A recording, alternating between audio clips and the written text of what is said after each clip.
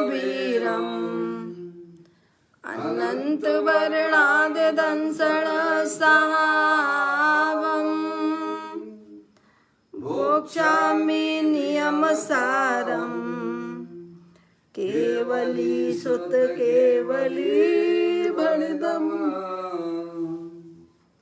नमकर अनंत उत्कृष्ट दर्शन ज्ञानमय जिन वीर को कहूँ नियम सार सुकेवली श्रुत केवली पर कथित को।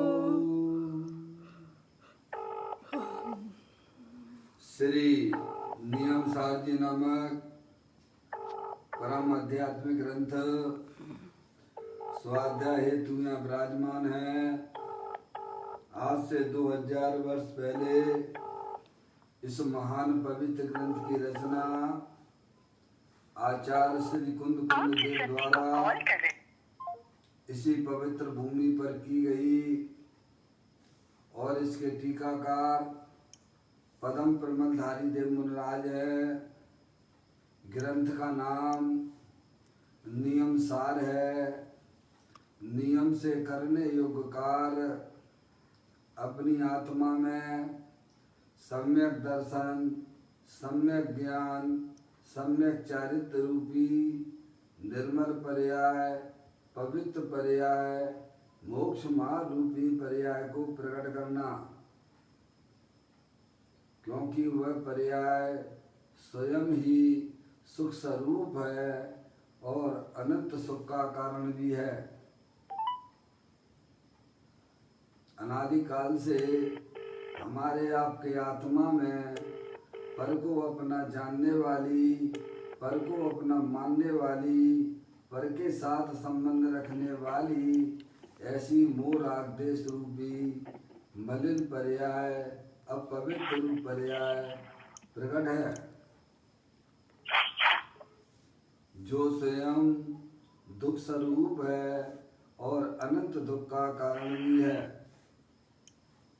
ऐसी मोरागदेश रूपी मलिन पर्याय का अपनी आत्मा में से उस पर्याय का अभाव करना है और सम्यक दर्शन ज्ञान चारित्र रूपी निर्मल पर्याय, पवित्र पर्याय, मोक्ष मार्ग रूपी पर्याय को प्रकट करना है।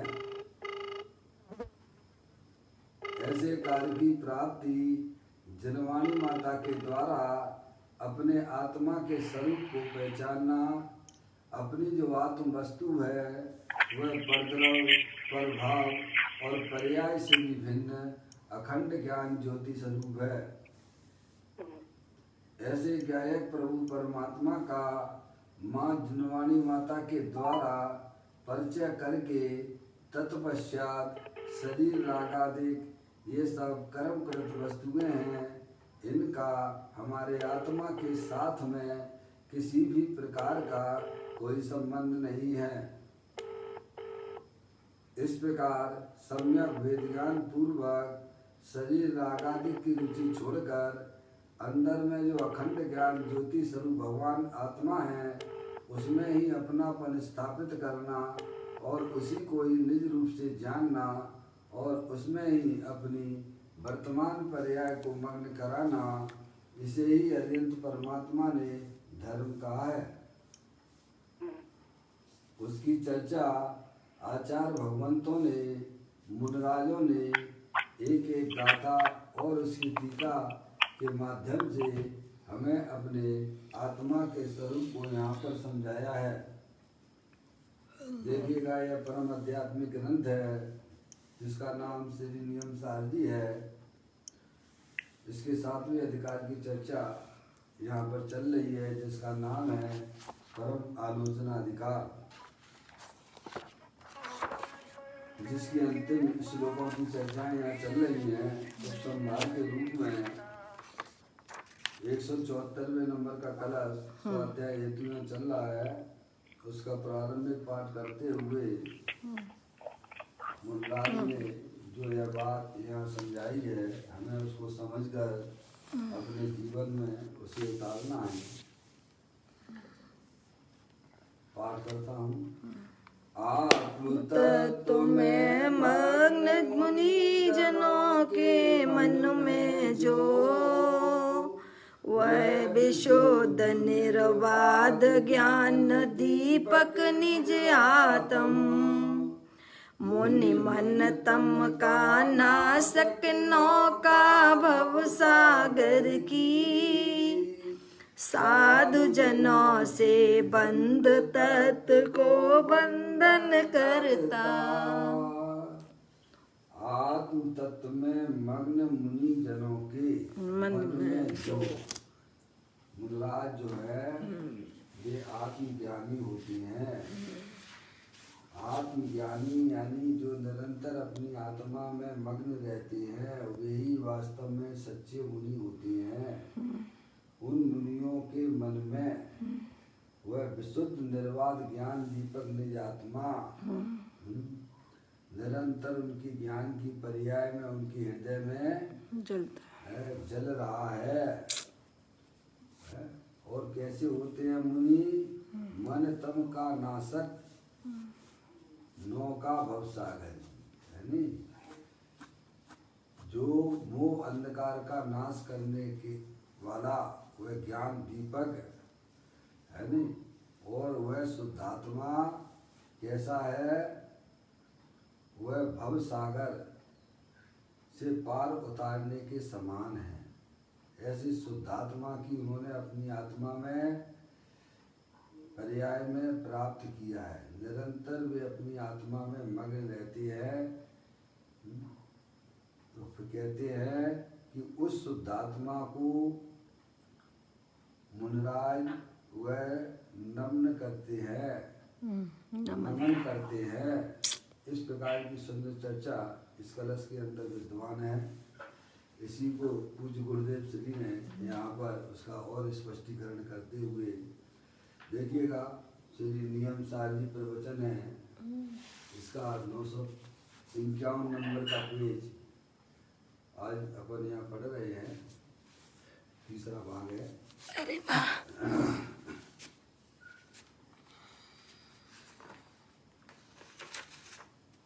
Page number 951। अनुभव प्रकाश में कहा है कि अभी वर्तमान समय में तो स्वरूप की प्राप्ति करना मुश्किल है, ऐसा कहने वाला बहिरात्मा है। लोग कहते हैं कि भाई साहब पंचम काल चल रहा है, आत्मा की अनुभूति नहीं की जा सकती है, तो कहते हैं मिथ्या दृष्टि जीव है। क्या जो ऐसी बात कहते हैं, जो ऐसी बात करते हैं कि वर्तमान समय में यानी अभी यहाँ वर्तमान में ये पंचम काल है भाई साहब, आत्मा का अनुभव नहीं हो सकता है, आत्मा की अनुभूति नहीं हो सकती है, केवल स्वभाव ही हो सकते हैं, यानी इससे आगे कुछ नहीं हो सकता है, ऐसा कहने वाला जीव मिथ्या दृष्टि है। समझ में आएगा भाई साहब? ये बहुत चल रहा है मार्केट में धर्म के नाम पर कि भाई साहब आत्मा का अनुभव तो यहाँ पंचम काल में नहीं हो सकता है, केवल आप ज़्यादा से ज़्यादा जो है शुभ भाव कर सकते हो, आत्मा की अनुभूति नहीं की जा सकती है। तो वहाँ ये अनुभव प्रकाश में ये बात आई है। तो कहते ऐसा कहने वाला बहिरात्मा है, मिथ्या दृष्टि जीव है। समझ नहीं आप? तो अभी वर्तमान में तो स्वरूप की प्राप्ति करना मुश्किल है, ऐसा कहने वाला बहिरात्मा है। आज से अधिक परिग्रह चतुर्थ काल के पुण्यवंत नर चक्रवर्ती आदि के पास में था। अब ये कुछ गुरुदेव श्री इसको समझाते हैं कि भाई अपन जो है आज से अधिक परिग्रह वाले चतुर्थ काल में पुण्यवंत नर चक्रवर्ती आदि के पास में था। समझ ना? अभी तो क्या है तुम्हारे पास में? कुछ भी नहीं है। चक्रवर्ती का एक उससे पहले जो है चक्रवर्ती आदि के पास में कितना परिग्रह रहता था, तब भी वे निरंतर अपनी आत्मा को जानते थे। ऐसा नहीं, उससे भिन्न अपने को समझ नहीं आप? तो कहते हैं आज से अधिक परिग्रह चतुर्थ काल के पुण्यवंत नर चक्रवर्ती आदि के पास में था, तेरे पास क्या है? अरे भाई, परिग्रह तेरे परिणामों में जबरदस्ती नहीं आता है, तू स्वयं ही दौड़ दौड़ कर परिग्रह में जाता है। जब फुर्सत में हो तब भी कथा करता है। अरे उस समय स्वरूप सन्मुख होने का पुरुषार्थ करे तो तुझे कौन रोकता है? परंतु देखो अचरज की बात, पर परिणाम तो सुगम बताता है और निज परिणाम विषम बताता है। जो सरल है उसे कठिन बताता है। क्या कहते हैं? कहते बताते हैं, आज से अधिक परिग्रह चतुर्थ काल के पुण्यवंत नर चक्रवर्ती आदि के पास में होता है। पहले भी कैसे राजा महाराजा कैसे खूब परिग्रहधारी होते थे, लेकिन आत्मानुभवी होते थे। अभी तुम्हारे पास में ऐसा कौन सा है जिसकी वजह से भविष्य तुम्हें आत्मा का अनुभव नहीं हो सकता है? समझ गए आप? कोई परिग्रह तुम्हें थोड़ा कैसे में आत्मा के अनुभव से रोकता है? वो तो तुम्हारे आत्मा से अत्यंत भिन्न है। जब शरीर ही अत्यंत भिन्न है तो परिग्रह, समझ गए आप? तो कहते हैं कि पुण्यवंत नर चक्रवर्ती आदि के पास में था परिग्रह चतुर्थ काल में, तेरे पास ऐसा क्या है? अरे भाई, परिग्रह तेरे परिणाम में जबरदस्ती नहीं आता है। बाहर की वस्तु तो जो है बाहर ही है, वो कौन तुम्हारे जो है आत्मा के अंदर घुसी जा रही है? और कौन तुमसे कहता है कि तुम वही सब मेरे पास में आओ? तो कहते हैं तेरे पास क्या है? अरे भाई, परिग्रह तेरे परिणामों में जबरदस्ती नहीं आता है, तू स्वयं ही दौड़ दौड़ कर परिग्रह में जाता है। कौन जाता है? परिग्रह बुलाता है कि तुम मेरे पास आओ। रुपया पैसा धन दौलत है मकान ये तुमसे कहती कि भाई साहब तुम आओ मेरे पास। स्वयं अंदर में लालसाएं हैं तुम्हारे अंदर और दौड़े दौड़े भागे पड़ते हो। समझ गए ना? और फिर कहते हैं सब आत्मा की अनुभूति नहीं हो सकती है। ये बातें तुम्हारी जो है बिल्कुल झूठी बातें हैं। पहले भी आत्मज्ञानी थे, इतना इतना परिग्रह रहता था, समझ लिया। चक्रवर्ती का तो ऐसा आता भी है, भरत जी घर में ही वैरागी। कितने 95,000 रानी, कितने 96,000 रानी उनके बीच में बताइए आप। 18,000 घोड़े, 84 लाख। कितना कितना परिग्रह उनके पास में रहता था। तो ऐसा जब बात चल रही थी कि भरत जी जो है घर में ही वैरागी हैं, तो एक व्यक्ति को उनके प्रति जो है शंका हो गई, ऐसा कैसे हो सकता है भाई साहब? घर में कैसे इतना 6 खंड का राज्य और फिर घर में बैरागी, मुझे विश्वास नहीं होता है। और भरत जी के पास में चला गया। तो प्रभु आपके बारे में बहुत प्रसिद्धि है कि आप घर में ही बैरागी हो, इतने हैं, तो मुझे विश्वास नहीं होता है। तो उन्होंने कहा, भरत जी ने, एक काम करो, इसको जो है हमारा पूरा वैभव दिखा के लेके आओ। अपने जो है मंत्री से, सैनिकों से, सही से कहा है। मंत्री से बोले कि भाई थोड़ा बंद कर देना, आवाज आ रही है, जिसका भी कोने खोल दिया, म्यूट कर लीजिए। भरत जी ने कहा उस व्यक्ति से, अपने मंत्री से कहा कि इसको हमारा पूरा परिग्रह दिखा के लाओ, ये दिखा के लाओ, राज वैभव, राज वैभव देखिए, मुझे हीरे जवाहरात के, सोने चांदी के सब खदान दिखा। मंत्री को बोला और एक पीछे सैनिक को लगा दिया और उसके हाथ में कटोरा रख दिया, घी का कटोरा रख दिया, लवाला भरा हुआ, समझ में आप, तेल का।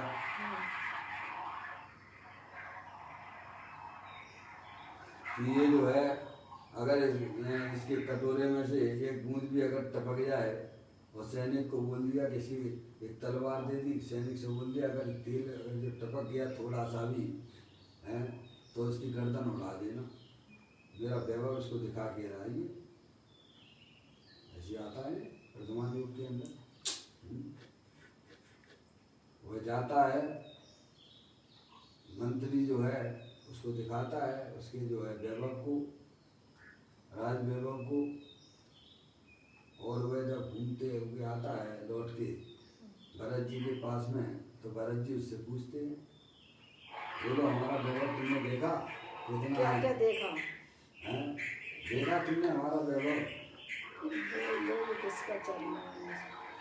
ये जो भाई साहब थोड़ा ध्यान दीजिए, किसी का जो है मोबाइल पंखा अंका कौन है, पप्पू भैया थोड़ा ध्यान दो। ये जो है इधर आवाज़ आती है, डिस्टरबेंस होता भी है।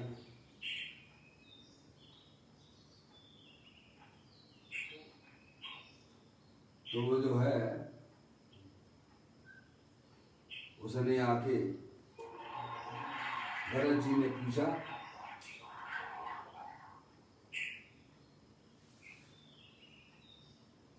कि तुमने क्या देखा हमारे यहाँ, देखा क्या क्या वैभव है?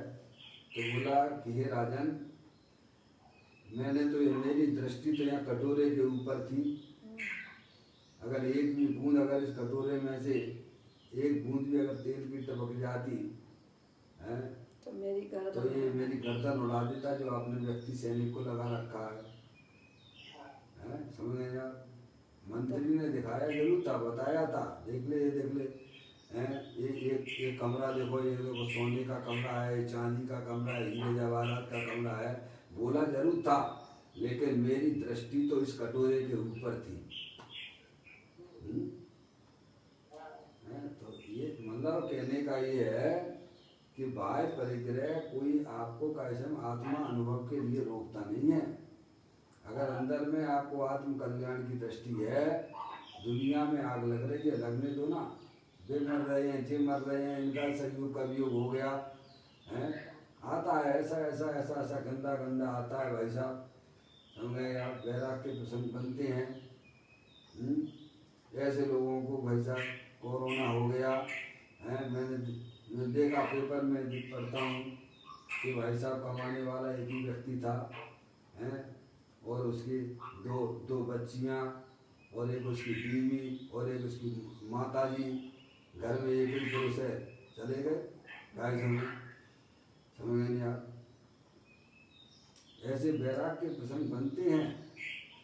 मैं तो कह रहा हूँ कैसम इस घड़ी में तो हमारा आत्मा जो है और ज़्यादा कैसम हमारी पर्याय जो पंचेंद्रिय के विषयों की तरफ भागती है और सिमट जाना चाहिए, हैं? समझ गए आप?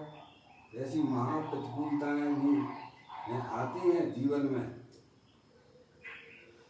तो कहते हैं कि ये जो है बाहर की जो है, चल नहीं पा रहा है, बाहर का जो है, आवाज बोलो कि 4-5 पप्पू को फोन लगा लेना, पद्मा आंटी, विद्या आंटी, पुष्पा जी, संतोष बागलीवाल, किसी का ये मोबाइल म्यूट खुला हुआ है, माइक खुला है, माइक खुला हुआ है, कृपया करके बंद कर लीजिए, मैं यहाँ बोल नहीं पा रहा हूँ, तो पप्पू को लगा लो। पप्पू का फोन मैंने बेकार में काट दिया।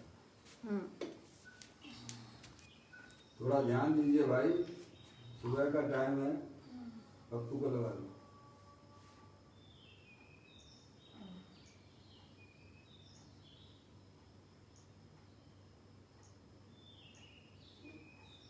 आएगी आवाज आएगी। आपके द्वारा डायल किया गया नंबर अभी व्यस्त है, कृपया लगा रहा हूँ। पश्चात प्रयास करें। The number you have dialed is आ गया पप्पू?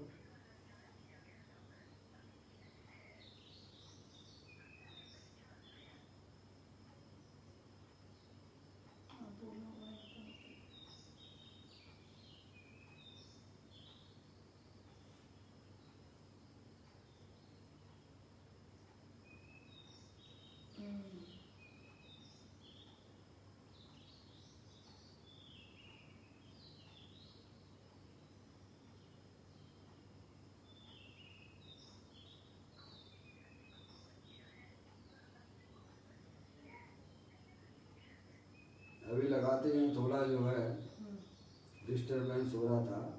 चलो अभी आप चाहिए उनका आएगा। अगर मैं किसी का फोन काट देता हूँ तो आप जो है 1-2 मिनट रुक जाया करो, मैं दोबारा आपको लगा लूँगा, है नहीं? अब वो मेरे को लगा रहे होंगे, मैं उनको लगा रहा हूँ, तो वो जो है व्यवस्था बनती नहीं है। पहले तो म्यूट करके रखना चाहिए। एक व्यक्ति के कारण से ये व्यर्थ में ही कार्यों में अंतराय पैदा हो जाता है।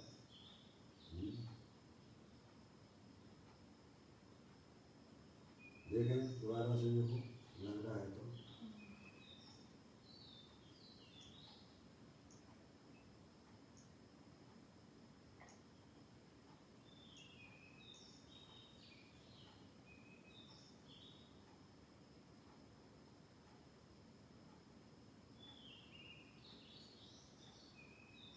नहीं लग रहा।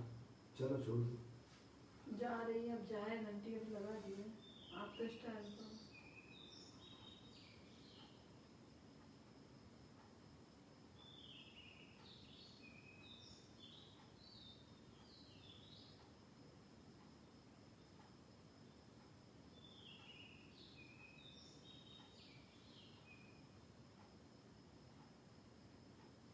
घंटे नहीं आ रही। ला मुझे दे दो, छोड़ दो ना, अब क्यों उसके पीछे पड़ रहा।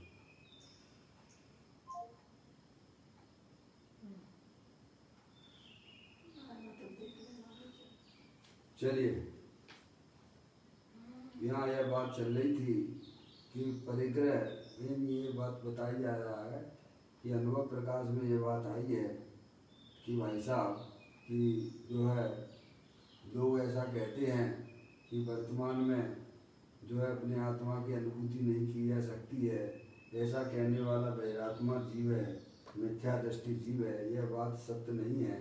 और वह कहता है कि भाई साहब परिग्रह वगैरह है ना, ये इतना परिग्रह है तो उसके कारण से ये सब चीज़ें पॉसिबल नहीं है।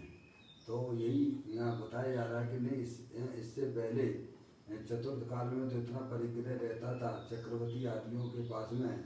वे भी तो कई समय अपने आत्मानुभवी होते हैं कि नहीं होते हैं। आदिनाथ भगवान है, समझ लीजिए आप, आदिनाथ भगवान वे तो जन्म से ही सम्य दृष्टि होते हैं, तीन ज्ञान के धारी होते हैं। बताइए उनके पास परिग्रह की क्या कमी है? फिर भी आत्मानुभवी है कि नहीं है? आप थोड़े बहुत परिग्रह के पीछे ऐसी बातें करो कि भाई साहब जो है आत्मा का अनुभव नहीं किया जा सकता है, यह तुम्हारी दलील ठीक नहीं है। पंचम काल चल रहा है तो ये जो है इस वजह से वर्तमान में आत्मा की अनुभूति नहीं की जा सकती है, ये तेरी दलील बिल्कुल ठीक नहीं है। तो कहते हैं परिग्रह जो है तू स्वयं ही दौड़ दौड़ कर परिग्रह में जाता है। कौन जाता है? परिग्रह थोड़ा कहता है कि भाई साहब कि तुम जो है मेरे पास में आओ। स्वयं परिग्रह की रुचि है से परद्रव्य की रुचि है और दौड़ दौड़ के उसके पास में जाता है। अंदर में आत्मा के बारे में कुछ उसे खबर ही नहीं है। अपने आत्म कल्याण की बिल्कुल इसी अंदर में भाई साहब इसको जो है जरूरत भाषित ही नहीं होती है। ऐसा समय आ गया है, महामारी का समय है। देखो सभी जीव जो है कैसे में कैसे कैसे परिवार उजड़ रहे हैं। मैं अगर जो है इस शरीर को छोड़ के जाऊंगा तो कहाँ जाऊंगा, मेरा क्या होगा?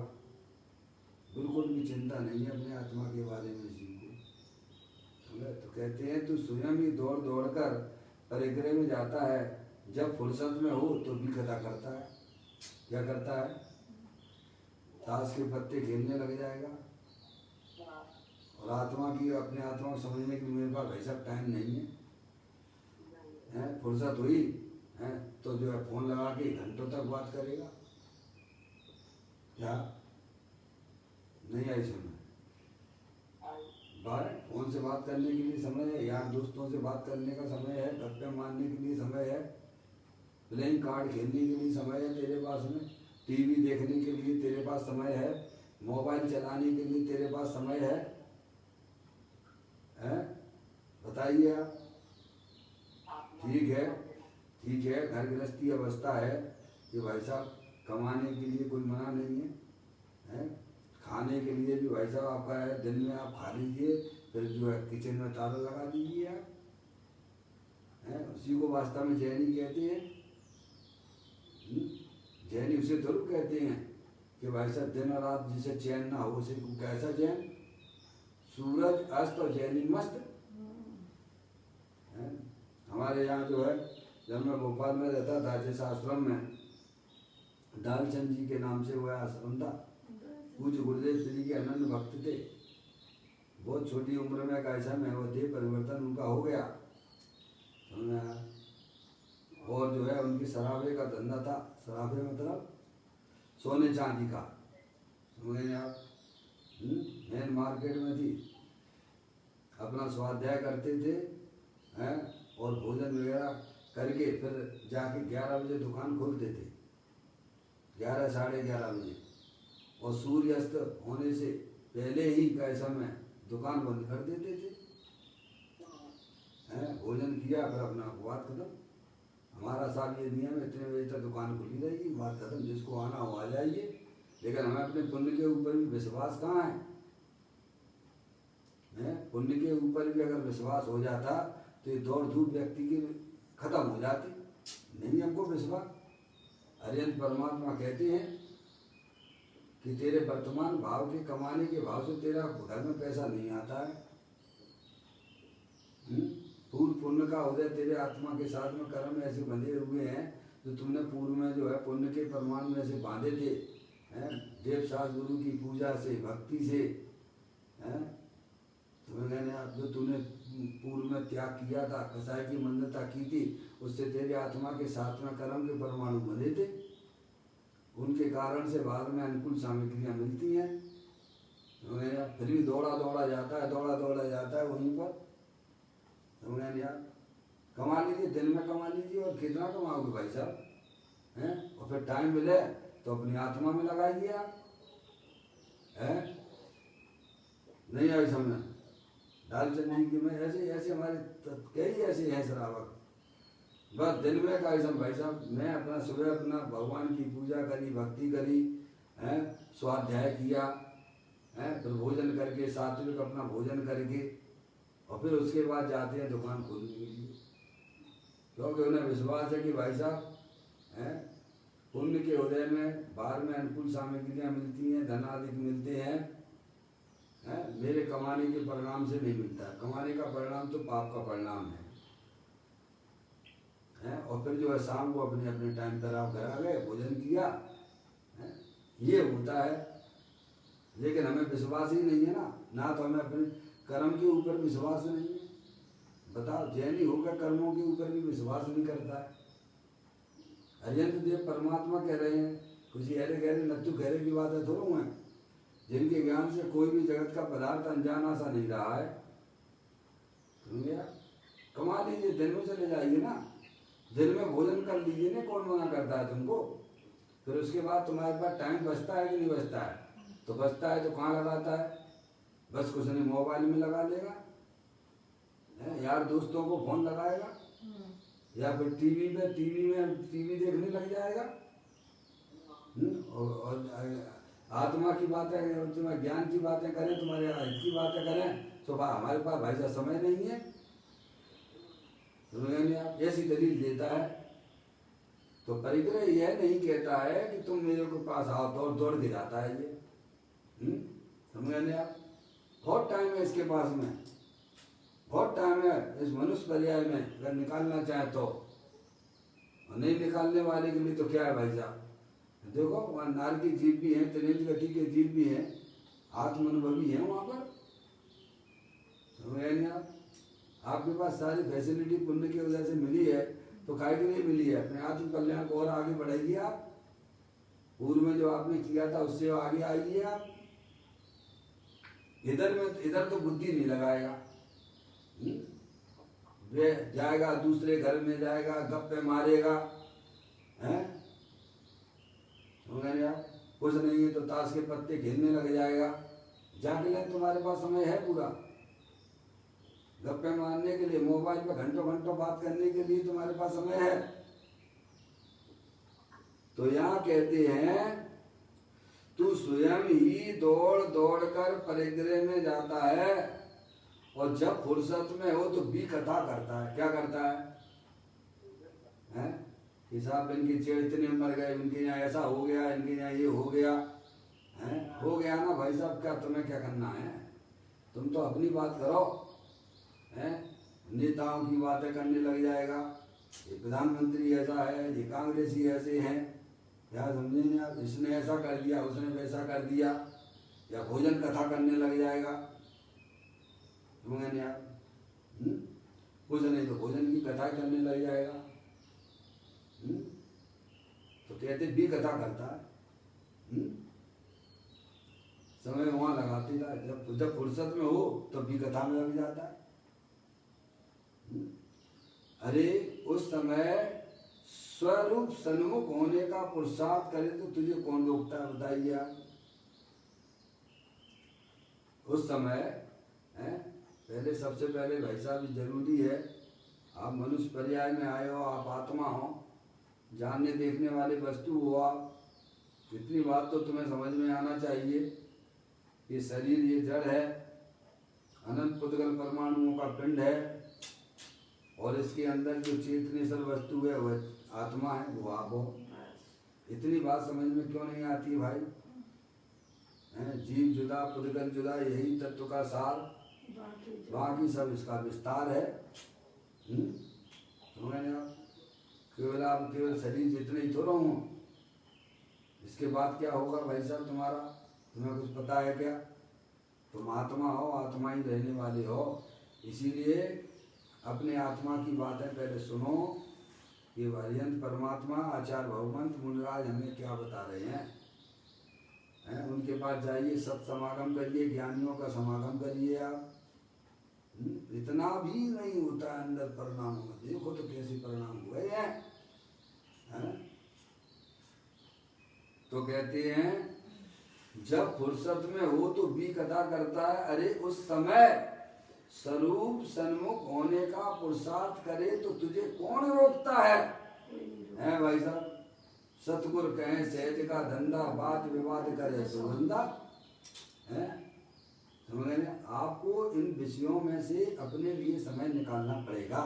आपके पास में समय बहुत है, और यह समय निकाल के अपनी आत्मा को समझिए, ज्ञानियों के पास बैठिए, सत्समागम करिए, वहाँ से अपनी आत्मा का परिचय कीजिए। हैं? जब आपको अपनी आत्मा का परिचय हो जाएगा तो आपको ये लगेगा ये समय हमारे लिए जीवन के लिए कम है। ये मनुष्य पर्याय का समय हमारे आत्म कल्याण के लिए बहुत कम है। समझे आप? अरे अपनी चीज है, हमें ज्ञान नहीं है तो ज्ञान करिए जाके, साधु परमेष्ठी के पास में जाइए, ज्ञानी जीवों के पास में जाइए, शास्त्र को पढ़िए आप। इतनी बुद्धि तो है तुम्हारे पास में। वैसे तो आप अपने आप को बहुत अकलमंद समझते हो कि मेरे जैसा कोई दुनिया में चतुर नहीं है। क्या ये चतुराई तेरी संसार की है? ये इतनी बुद्धि सबके पास में है। क्या है इसमें? क्या तुम्हें ये नहीं मालूम है कि मूंगफली अलग है, ऊपर का छिलका अलग है, अंदर का छिलका अलग है, दाना अलग है? इतना ज्ञान है कि नहीं है? केला खाना आता है कि नहीं आता है? कि नहीं आता है? कैसे खाते हो केले? इतना ही तो ज्ञान चाहिए अपनी आत्मा के अनुभव के लिए भैया। हैं पापा, बादाम खाया कभी? हैं? क्या कैसे खाते हो बादाम? मूंगफली कैसे खाते हो? हैं? मौसमी का रस कैसे पीते हो? बताइए आप। हैं? इतना अच्छा हमारे पास ज्ञान नहीं, कैसी बातें करते हो भाई? इतना ही ज्ञान चाहिए मोक्ष मार्ग में। या ये शरीर जुदा है और चेतनेश्वर वस्तु अलग है। शरीर जड़ है, तुम जानने देखने वाले अमूर्तिक पदार्थ हो। कोई ज्यादा ऐसा नहीं कि साहब हमको जो है बहुत शास्त्र का ज्ञान होना चाहिए, है तब आत्मा का अनुभव होगा। ऐसा बिल्कुल भी नहीं है, बिल्कुल भी नहीं है। ये तुम्हारी मान्यता बिल्कुल झूठी है। जिनको शास्त्र का ज्ञान नहीं है तो क्या वे आत्मा का अनुभव नहीं कर सकते क्या?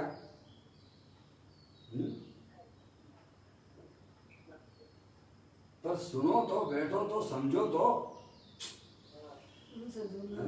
तो कहते हैं उस समय स्वरूप सन्मुख होने का पुरुषार्थ करे। वो अंदर में ऐसी ज्वाला किरण जगना चाहिए कि भाई साहब ये मनुष्य पर्याय मिली है, बस मुझे तो अपनी आत्मा का आनंद लेना है।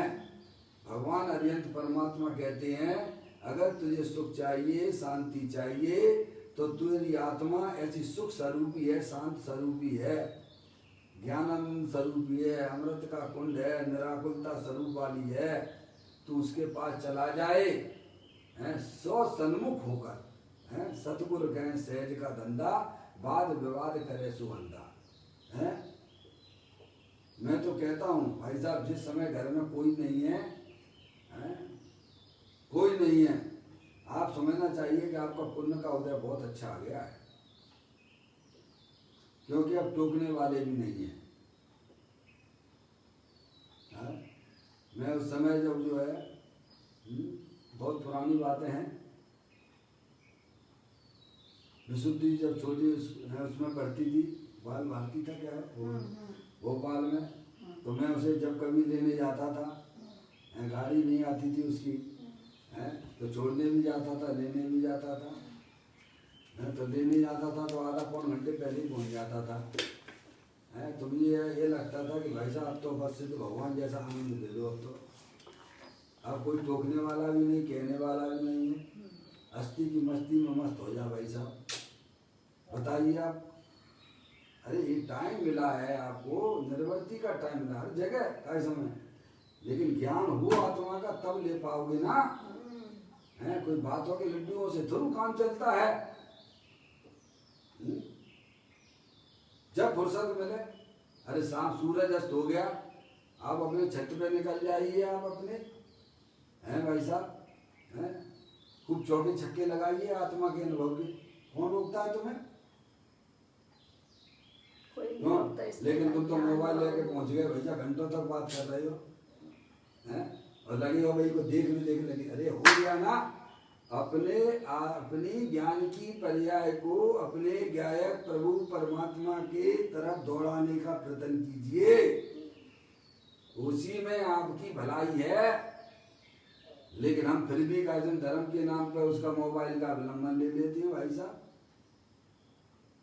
जैसे कैसे तो पंचेंद्री के विषय से झूठे खाने पीने बनाने से अब भाई साहब क्या करना, चलो भैया आज 1 घंटा चलो सुन लो, धर्म की बात है वो भी ठीक है, यहाँ तक भी चलेगा, लेकिन अब उसमें भी लगे रहो, उसी में ही लगे रहो। तो तुम पराधीन तो पहले भी थे, विषयों की तरफ दौड़ लगा रहे थे, कमाने में और खमाने में और बनाने में। अब धर्म के नाम पे साहब इनका सुन लें, उनका सुन लें, अब क्या सुनना है तुमको भाई? इतने दिन हो गए हैं तुमने अपनी आत्मा की बातें सुनी है, अब तो तुम्हें अपनी आत्मा के सन्मुख अपनी पर्याय को लगाना चाहिए, क्या मस्त हो जाना चाहिए। सूरज अस्त और जैनी मस्त, उसका नाम जैनी है। पापा जैनी किसे कहते हैं? सूरज अस्त और जैनी मस्त हो जाता है, अब उसे न कमाने का कोई विकल्प रहा, और न बनाने का, न खवाने का, न खिलाने का। अब सूरज अस्त हो गया है, तुम चौके छक्के लगाओ, चले आओ अकेले छत पे, भोगी वाले भोग का काम करेंगे, तुम तो अपना योग का काम करो। लेकिन हम तब भी कैसे नहीं घुसे रहेंगे, बच्चों के साथ ही खेलने लग जाएंगे। वाह वाह, अबे भी बच्चे ही बने रहोगे क्या? सोचो। यहाँ तो कहते हैं भाई साहब इस महामारी में तुम्हें बिल्कुल भी अपनी आत्मा के कल्याण की नहीं पड़ी है। जब तुम्हें नहीं पड़ी है तो दूसरा क्या करेगा भाई साहब, ये बताओ। स्वभावलंबन ही धर्म है, परावलंबन दुख है। चाहे धर्म के नाम पर भी अगर पर्याय हमारी बाहर जा रही है तो समझ लेना चाहिए भाई साहब वह आत्मिक सुख नहीं ला सकती है। स्वभावलंबन ढूंढिए। ज्ञानी कहते हैं ये ऐसा कार्य करना भाई साहब सरल है, कोई कठिन नहीं है। पर अंदर में अपने आत्मा की रुचि हो तब है ना, अपने कल्याण की भावना हो तब ये सब काम होता है भैया। कहते हैं जब फुर्सत में हो तो भी कथा करता है, अरे उस समय स्वरूप सन्मुख होने का पुरुषार्थ करे, इसका नाम पुरुषार्थ है कि अपनी पर्याय को अपने ज्ञायक प्रभु परमात्मा के सन्मुख करना, इसका नाम पुरुषार्थ है। और वीरों का काम है, ये विषय भोगियों के विषय भोगों में मस्त रहने वाले कायर होते हैं। ये तो वीरों का काम है कि अपनी वर्तमान ज्ञान की पर्याय समस्त परद्रव प्रभाव और पर्याय से भी विमुख करके अपने आत्मा के सन्मुख करना, आनंद की मस्ती में रहना, ये वीरों के काम है। ये काम तुम कर सकते हो, इसमें काल वाल कोई बाधा नहीं देता है। तुम्हारे पास जिंदगी का बहुत समय है, आत्म कल्याण करने का बहुत समय है, तुम व्यर्थ में गप्पों में निकाल देते हो भाई साहब। जो समय मनुष्य पर्याय के निकल गए हैं, क्या वे दोबारा आने वाले हैं तुम्हारे जीवन में? थोड़ा विचार करना भैया। जहाँ मनुष्य पर्याय मिलना कितना दुर्लभ है इस संसार में। एक इंद्री से जीव का उठना, दो इंद्री पर्याय में आना भी दुर्लभ है। दुर्लभ लही जो चिंतामणि, क्यों पर्याय लही तृष्टनी। समझ गए आप? जहाँ दो इंद्री पर्याय हमारे आत्मा को मिलना इतनी दुर्लभ हो रही है, आपके पास में तो इस मनुष्य पर्याय मिली है। जिनेन्द्रिय परमात्मा का समागम तुम्हें प्राप्त हुआ है, जहाँ वस्तु स्वरूप को बताने वाली भाई साहब ग्रंथ आपको मिल गए हैं, ज्ञानी मिल गए हैं, और फिर भी तुम्हारी आत्मा की पर्याय में जागृति नहीं आती है। तो पंडित टोडरमल जी साहब की भाषा में तो यही कहा जा सकता है कि कोड़ी को अमृत पान कराएं और वह ना करे तो उसके अभाग की महिमा हमसे नहीं कही जा सकती है। दरिद्री को चिंतामणि रतन के दर्शन कराएं और वह ना करे तो उसके अभाग की महिमा हमसे नहीं कही जा सकती है। समझ में आई भाई साहब? बहुत समय है आपके पास में। ये मनुष्य जन्म की एक समय की कमाई तुम भाई साहब थोड़ा सही दिशा में अगर काम करोगे तो सिद्ध भगवान बन के अनंत काल तक अनंत आनंद में रहोगे। तुम्हारा आत्मा ऐसा रहेगा भाई साहब। इतनी सुंदर बातें आपको दुनिया में कहीं मिलने वाली नहीं है जो हमारे अजैन परमात्मा दिगंबर समाज के अंदर विद्यमान है। हमने तो शरीर की क्रिया को धर्म मान रखा है। एक आध पूजा भगवान की कर ले और समझते अपने आप को बहुत बड़े धर्मात्मा हो, बहुत बड़ी भूल में हो भाई साहब। भगवान ने धर्म से कहा है कि अपनी पर्याय के बिना कोई धर्म नहीं होता है। चाहे चेतन हो या चेतन हो, उस पर्याय में सच्चा ज्ञान कीजिए कि भाई साहब शरीर और शरीर से संबंधित जितने भी चेतन अचेतन पदार्थ हैं, इनसे हमारा किसी भी प्रकार का कोई संबंध नहीं है, कोई हमारे नाते रिश्तेदार नहीं है। मेरा तो एक चेतन भगवान आत्मा है, दे देवल में विराजमान है। तामे ममत जो कीन्या क्या है? आत्मा अनुभव करना भाई साहब सरल है, तुम कठिन मत समझो। बोधि आपका भाव है निश्चय दुर्लभ नहीं, ऐसा लिखा कि पंडित जयचंद जी साहब ने हमारे भावना में। बोधि यानी मम्मी, बोधि का मतलब रत्नात्रय। बोधि आपका भाव है निश्चय दुर्लभ नहीं। अपने आत्मा में रत्नात्रय की प्राप्ति करना भाई साहब सरल है, कठिन नहीं है, क्योंकि द्रव्य भी आपके पास में मौजूद है। आप चेतनेश्वर भगवान आत्मा हो, अनंत शक्तियों के भंडार वाले हो, तुम्हें अपनी आत्मा का ज्ञान नहीं है। जिस समय ज्ञान हो जाता है उस समय पर्याय जो है भाई साहब दौड़ी दौड़ी अपनी चैतन्य प्रभु परमात्मा के पास में जाती है।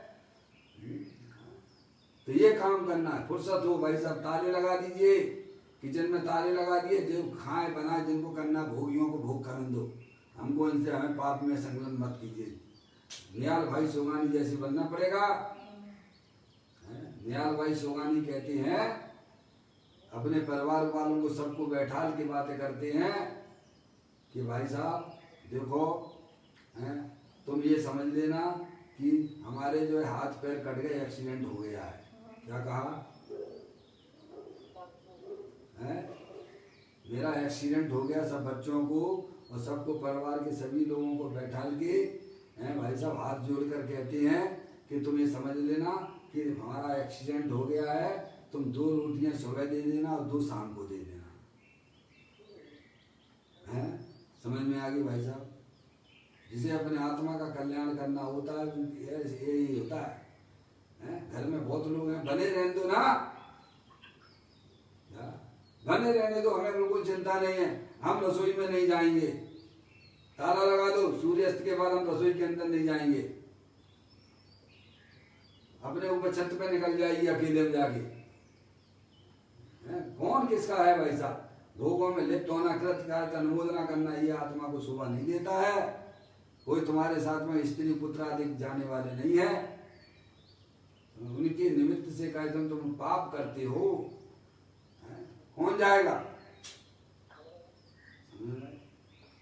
ज्ञानी जीव तो जो है कृत कार्य अनुमोदना से भाई साहब इन सबका भाई साहब अंदर में है, ऐसा उनकी परिणति रहती है। हमारे पिताजी थे, मैं जब भोपाल में रहता था, बात कोई 28-30 साल पहले की है,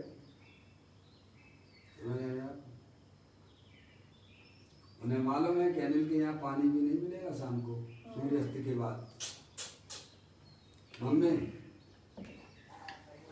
उन्हें मालूम है कि अनिल के पास में जाऊंगा तो शाम को पानी भी नहीं मिलेगा सूर्यास्त के बाद। इसीलिए वो जो है काश में अपने साथ में मम्मी ने जो रख दिया था, आ रहे थे हमारे पास खाने के पीछे, तो रेलवे स्टेशन पे वहीं उतर के सूर्यास्त हो रहा था और वहाँ तक पहुँचे तो और रात हो जाएगी, तो अपना खोल के वही खा पी लिया उन्होंने, क्योंकि वहाँ तो कुछ मिलना ही नहीं क्या समझ में आए? तो दृढ़ता अपन को करना पड़ेगा मम्मी, दूसरे के निमित्त करके भाई साहब क्यों अपनी अपने अपने आत्मा में पाप के कर्म बांधते हो भाई? यहाँ कौन किसके साथ में आ रहा है? आपके शरीर में कोरोना हो जाएगा, कौन आएगा मुझे बता दो आपके पास है? बोलो, अभी तो महामारी का रोग चल रहा है ना, कोई सामने नहीं आएगा, तुम्हें अलग है? कौन आएगा तुम्हारे पास में? इसीलिए दृढ़ता तो लाना पड़ेगी भाई साहब, बिना दृढ़ता के काम नहीं चलता है। तो कहते हैं भाई साहब, जब फुर्सत में हो तो भी कथा करता है, अरे उस समय स्वयं सन्मुख होने का पुरुषार्थ करे। ओहो, क्या सन्मुख होने का पुरुषार्थ करे। ऐसी चैतन्य वस्तु तो हर समय मौजूद है ना भाई साहब। प्रत्येक आत्मा स्वभाव से भगवान आत्मा है ना, अनंत शक्तियों के भंडार वाला है। हमारे साधु परमेष्टि हैं, पंच परमेष्टि हैं, सुखी हैं कि दुखी हैं? बोलिएगा। सुखी हैं। सुखी हैं तो किसके आधार से सुखी हैं? अपनी आत्मा के आधार से हैं। वो आत्मा तुम्हारे पास में भी घबराने की क्या जरूरत है? तुम भी उसका आश्रय ले लो, सुखी हो लो। समझ में आया? ज्ञान कर लो भाई साहब सच्चा। बिल्कुल सही बात है। तो कहते हैं उस समय स्वरूप सन्मुख होने का पुरुषार्थ करे तो तुझे कौन रोकता है? स्वयं ही का फुर्सत मिली, उठाया मोबाइल, बातें करने लग गए। वारे वाह, वैसे भी तो विषय भोगों में दिन भर रहते थे, तो पर के अवलंबन में ही रहते थे। अभी तुम्हारे फुर्सत के समय आ गए तो भाई साहब अपना पाठ पढ़ लो, बारह भावना पढ़ लो, फिर अपने 10 मिनट 15 मिनट 20 मिनट जितना भी तुम बैठ सकते हो चुपचाप शांति से भाई साहब बैठने की आदत डालिए अपनी आत्मा के सन्मुख होकर। अब वो तो अभ्यास करना नहीं है, सही बात है। वो अभ्यास नहीं करना, नहीं करोगे तो तुम्हें तो शरीर तो छोड़ना पड़ेगा। कोई परमानेंट तुम्हारी चीज तो है नहीं ये। जहाँ आयु कर्म है, अब तुम्हारे साथ में आयु कर्म है, 8 कर्मों में एक आयु कर्म है, जहाँ उसका कॉन्टेक्ट पूरा हो गया भाई साहब, तो कोई शरीर स्वस्थ हो अस्वस्थ हो इससे कोई संबंध नहीं है। क्या कि ऐसा नहीं है कि भाई साहब शरीर बीमार हो तभी आत्मा का संबंध छूटेगा शरीर से? ऐसा है कुछ क्या है मम्मी? किसका इंतजार कर रहे हो कि भाई साहब तो जब जो है शरीर हमारा बीमार हो जाएगा तब फिर आत्मा का अनुभव करेंगे? मूर्ख घर में आग लगी हो तब तू कुआं खोदेगा क्या? पहले से तैयारी करके रखिए, इतना अपनी पर्याय को तैयार कीजिए। ज्ञानी अपनी तैयारी पूरी करके रखता है, चाहे शरीर आज जाए चाहे लाखों वर्षों बाद जाए। भाई साहब मैं तो तैयार बैठा हुआ हूँ। क्या इतनी तैयारी हमारी पर्याय में हो, जब समय मिलता है तब भाई साहब अपने आत्मा के साथ रहने की व्यवस्था कीजिए। आप हैं चौके छक्के लगाइए। ज्ञानी तो ये काम करते हैं, सोचते हैं कैसे भाई साहब इस भोगों से कैसे में दिन में हमारे भोगों के साथ रहना भाई साहब मजबूरी है, क्या करें, बच्चे हैं, घर गृहस्थी है, समझ नहीं आ। तो कमाने का परिणाम की भी एक लिमिट होती है, भोगों के परिणामों की भी एक लिमिट होती है। उसके बाद तो तुम्हारे जिंदगी के पास समय है कि नहीं है? कितना समय है तुम्हारे पास में, बोलिए आप? सूरज अस्त होने के बाद फिर क्या करते हो ये बताइए मुझे, तो आप अपना साथ दीजिए। आप हैं अरे 1 आध घंटा व्यापार में जो किया, चलो भाई साहब उसका हिसाब किताब लगा लो। भाई साहब पापा दिन भर में जो भी कुछ किया है, 1 आध घंटे हिसाब उगड़े बाकी का लगा लो, और क्या होगा, इससे ज्यादा क्या समय लगेगा आपका? फिर कहाँ जाता है समय? है आपको साथ तो देना पड़ेगा। तो कहते हैं जब फुर्सत में हो तो भी कथा करता है। क्या करता है? उसने अब टीवी के आगे बैठ गए, वो शराबी कबाबियों को देखते हो, निर्वस्त्र वाले कपड़े जिनके शर्म तक नहीं है, कपड़े उतार के कैसे में आपको दिखाते हैं और आप कैसे देखते रहते हो, और फिर रात में सोओगे तो कैसे सपने आएंगे, मुझे बताइए आप। वैसे ही आएंगे। हैं कैसे सपने आएंगे? सही बात है। क्या देखा आपने टीवी में? तो क्या मिल गया आपको? टीवी का त्याग ही कर देना चाहिए लोगों को। अरे टीवी का त्याग कर दो तो मोबाइल तो उससे भी ज्यादा खतरनाक है। मोबाइल में भी तो नहीं चलाती लोग। समझ में आया भाई साहब? अरे तुम छोड़ो, आजकल मोबाइल ही बहुत चला रहे, टीवी कोई नहीं चलाता। नेट फ्री हो गया है, खोलते रहते हैं, फेसबुक खोल लिया, यूट्यूब खोल लिया, हैं जिन्हें नहीं आता उनकी बातें छोड़ दीजिए। अधिकांश लोग जो है मोबाइल में घुस गए, अपने ज्ञान को वहीं लगा के बैठ गए हैं। क्या फुर्सत नहीं है? फुर्सत ही फुर्सत है, और अपने आत्मा के काम के लिए फुर्सत नहीं है। गजब हो रहा है, दुनिया भर के लिए तो फुर्सत ही फुर्सत है। कहते हैं जब फुर्सत में हो तो भी कथा करता है। अरे उस समय स्वरूप सन्मुख होने का पुरुषार्थ करे तो तुझे कौन रोकता है? मम्मी, लेकिन वो मरे जा रहे हैं ना, ये हमारे रिश्तेदार आए भाई हैं, भाई साहब हम नहीं करेंगे तो क्या होगा? हैं क्या होगा? कुछ नहीं होगा। पल भर में देह छूटे। हर व्यक्ति के घर की व्यवस्था अपनी अपनी होती है।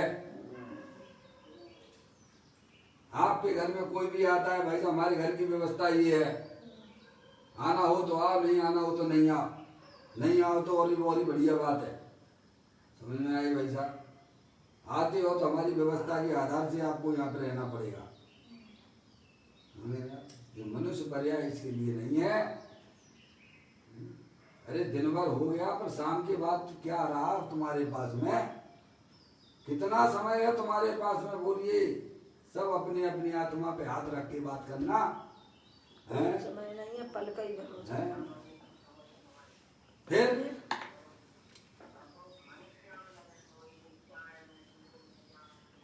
अरे बस दिन तक ही मम्मी, बस खत्म, उसके बाद नहीं। निहाल भाई सोमानी जैसा बनना पड़ेगा। तो भाई अपना काम समझ में आया? पापा भी एक्सीडेंट हो जाए तो कौन आने वाला है, कोरोना हो जाए तो कौन आने वाला है? थोड़ा विचार तो करो भाई। अकेले डरा रहेगा ये जीव, अकेला। तो कहते हैं उस समय फुर्सत में हो तो भी कथा करता है। अरे उस समय स्वरूप सन्मुख होने का पुरुषार्थ करे तो तुझे कौन रोकता है भाई साहब? परंतु देखो अचरज की बात, पर परिणाम तो सुगम बताता है, निज परिणाम विषम बताता है। देखो बुद्धि तो देखो कैसी विपरीत है। समझ गया? पर परिणाम तो सुलभ बताता है भाई साहब। पाप के परिणामों को करने में उसके लिए तो सरल है, और अपने आत्म कल्याण का परिणाम करने में उसे कठिन लगता है। जबकि ज्ञानी कहते हैं पुण्य पाप करना कठिन है और धर्म करना सरल है। मम्मी क्या ज्ञानी बोलते हैं कि पुण्य पाप के परिणाम करना कठिन है और धर्म करना सरल है। क्या पुण्य पाप के परिणामों में पर का लक्ष्य करना पड़ता है भैया, पर वस्तुओं के पास भी जाना पड़ जाता है, और नहीं जाना पड़े तो उनके चिंतन विचार में समझ जाता है। और धर्म करने के लिए बिन याचे बिन चिंतवे धर्म सकल सुख देन। पूरा पढ़ते हो कि नहीं पढ़ते हो पाठ के अंदर? धर्म करने के लिए भाई साहब किसी से याचना भी नहीं करनी तुमको, हैं? अरे चिंतवन की भी यहाँ जरूरत नहीं है। धर्म सकल सुख देन। क्या भाई साहब, पुण्य पाप करने के लिए तो पर का लक्ष्य करना पड़ता है, पर की तरफ अपने परिणामों को ले जाना पड़ता है। वह करना तो बहुत कठिन है, लेकिन धर्म करने के लिए भाई साहब कुछ नहीं है भाई साहब। आत्मा के सन्मुख होकर धर्म होता है। धर्म करना सरल है, पुण्य पाप करना कठिन है। पर अज्ञानी जीवों की ऐसी मति हो गई है कि उन्हें जो है पाप के परिणाम सरल लगते हैं और पुण्य तो भाई साहब थोड़ा कठिन लगता है। ये भोगियों की बातें हैं। धर्म तो माँ कठिन लगता है, और धर्म तो जानते ही नहीं धर्म काहे से कहते हैं। पुण्य कोई धर्म माने बैठा हुआ है। पूरा जीवन ऐसे ही निर्भव होता के जा रहा है। कैसी मति हो गई है इसकी? ऐसी मति विभ्रम भाई विषयन लागे। ज्ञानी कहते हैं पुण्य पाप के परिणाम सब दुख रूप है, बैल मुक्ता दुख रूप है, और धर्म करना सरल है, क्योंकि चैतन्य वस्तु तो आप स्वयं हो ही। सही बात है। अपने आत्मा के सन्मुख होकर आनंद में लूटना, अपना आनंद लूटना भैया, इसका नाम धर्म है। क्या जाता है आत्मा का? देखिए कहते हैं अचरज की बात, अचरज की बात है, पर अचरज की बात है। जो चीज सरल थी उसे कठिन लगती है, और कठिन को वह भाई साहब सरल माने बैठा हुआ है। पाप के परिणामों में पर का लक्ष्य कर करके उसे सरल समझता है। आर्त ध्यान रोध ध्यान करना सरल समझता है, और धर्म ध्यान करना भाई साहब कठिन लगता है। और अर्थ रोध ध्यान करके दुर्गति का पात्र बनता है। कहते देखो अचरज की बात, पर परिणाम को सुगम बताता है। पर परिणाम यानी क्या? पाप रूप परिणाम और पुण्य रूप परिणाम, वे सब पर परिणाम है, उनको सुगम बताता है। और निज परिणाम विषम बताता है। यह करना तो बहुत कठिन है। अपने आत्मा के सन्मुख अपनी पर्याय को ले जाना उसे कठिन बताता है। देखो तो इसे किसने काट लिया है, हैं? जैसे कोई सांप जो है इंसान को काट ले तो उसे नीम मीठे लगते हैं। क्या लगते हैं? सर्प डसे तब जानिए, रुचि सो क्यों भाई साहब? कर्म डसे तब। सांप जो डस लेता है तो उसे जो है नीम मीठे लगने लगती है। कड़वी नीम भी मीठी लगती है। कड़वी नीम भी मीठी लगती है। कर्म डसे तब जानिए, जिनवानी। कर्म डसे तो जिनवानी सुनना उसे कठिन लगता है। समझ लेते जो कर्म ढस रहे हैं, समझ लो लगता ही नहीं है ढस रहे। कहते हैं देखो अचरज की बात, पर परिणाम तो सुगम बताता है और निज परिणाम विषम बताता है। अपने आत्मा का अनुभव करना भाई साहब कठिन है। और कैसे बस भयमुखी बने रहो। पाप के परिणामों में, अधिकांश तो पाप के परिणामों में मस्त है। थोड़ा बहुत भाई साहब भगवान की पूजा भक्ति कर ली तो कर ली, नहीं कर ली तो वो भी छोड़ो। गाइस हमें समझ शुभ भाव में ही मस्त हो जाता है। पाप में ही मगन है, पाप में ही निरंतर पाप। तो पर परिणाम में क्या लेना? पुण्य पाप के परिणाम ले लेना, और निज परिणाम क्या? अपने आत्मा का अनुभव करना है, वह सुलभ है। क्योंकि चैतन्य वस्तु तो आप हो ही। अंतर में प्रभु सच्चा ज्ञान कर लो, अपने आत्मा के सन्मुख होकर अपने आनंद को लूटना, यही वास्तव में यानी निज परिणाम अपनी आत्मा के सन्मुख परिणाम करना अत्यंत सरल है, पर परिणाम तो भाई साहब दुख रूप है। इस प्रकार की सुंदर चर्चा अभी आगे चलेगी। अभी बहुत कुछ ज्ञानी जी विषय में कहना चाहते हैं, उसको अपन पढ़ेंगे समझेंगे। निज निधि निज में बताई, ये अनंत अनंत उपकार है, उसके लिए जिन वाणी माँ को वंदना सतवार है, वंदना सतवार है। नमो का मंत्र।